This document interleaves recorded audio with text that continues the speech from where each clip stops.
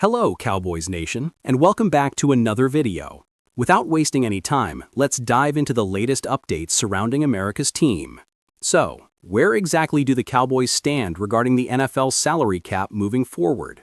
On Tuesday afternoon, the Dallas Cowboys were quite active during the trade deadline, completing deals for Logan Wilson and Quinnen Williams. These are players the franchise hopes can not only help them rebound in 2025, but also remain impactful through the 2026 and 2027 seasons, as both are under contract through those years. With Jerry Jones opting to trade away Micah Parsons rather than matching his hefty salary now being paid by Green Bay, the question becomes, what does that mean for Quinnen Williams? Dallas will need to pay him, but fortunately, his salary will be roughly $20 million less than Parsons. Let's break it down. Kenny Clark, defensive tackle, $21.5 million. Quinnen Williams, defensive tackle, $21.8 million. Osa Odigizua, defensive tackle, $20.8 million. Logan Wilson, linebacker, $6.5 million.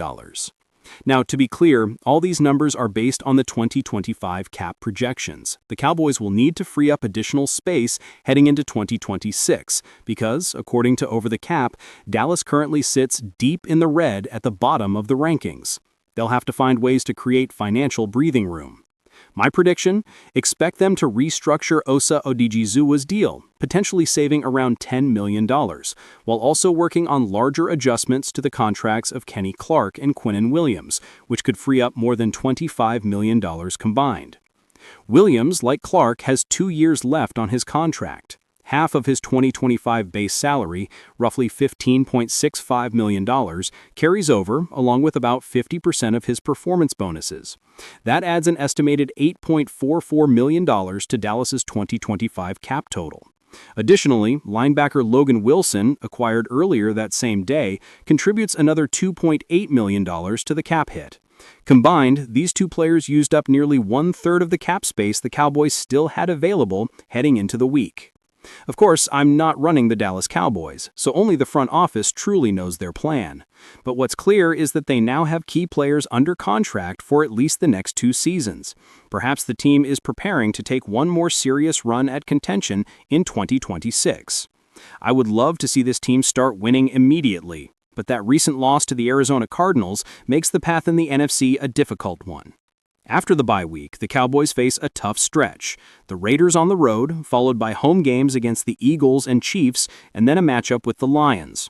Realistically, with the team sitting 2 games below 500 and facing the Eagles, Chiefs, and Lions in 3 of their next 4 outings, these recent roster moves are clearly geared toward building for 2026 and 2027. Now, shifting gears, Cowboys coach Brian Schottenheimer recently offered an interesting explanation for rookie running back Jaden Blue's inconsistent performances.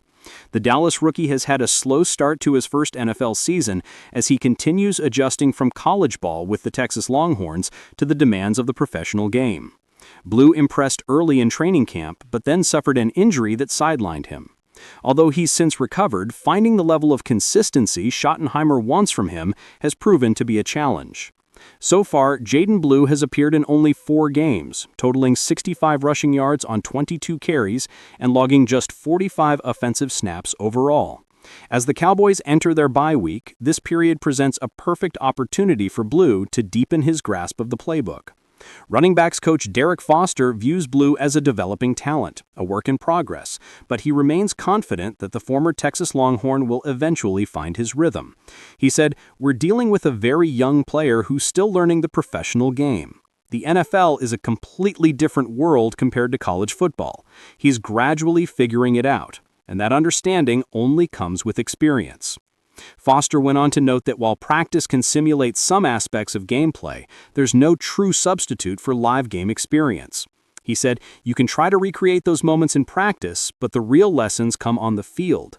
Some of his mistakes or learning moments are simply part of him getting those first real reps." Blue participated in just 1 preseason game, leaving him with limited in-game experience before the regular season began. As a result, much of what he's encountering now is happening for the first time. Still, Foster believes in his potential. He said, "He's a player I'm confident will keep improving and growing into his role. I'm not too worried about it, though of course we'd all like to see it happen a little faster, but he'll be fine." Blue was a healthy scratch during the Cowboys' recent loss to the Arizona Cardinals, as practice squad player Mallet Davis was elevated and given a chance ahead of him. That decision underscores how much development Blue still needs before becoming a consistent contributor on game day. While his flashes of speed and explosive acceleration out of the backfield have certainly caught attention, his biggest hurdle remains consistency. With Javonte Williams serving as offensive coordinator Brian Schottenheimer's go-to running back, the team needs a dependable secondary option who can step in and carry the load when Williams needs a breather, a role Blue must still prove he's ready to fill.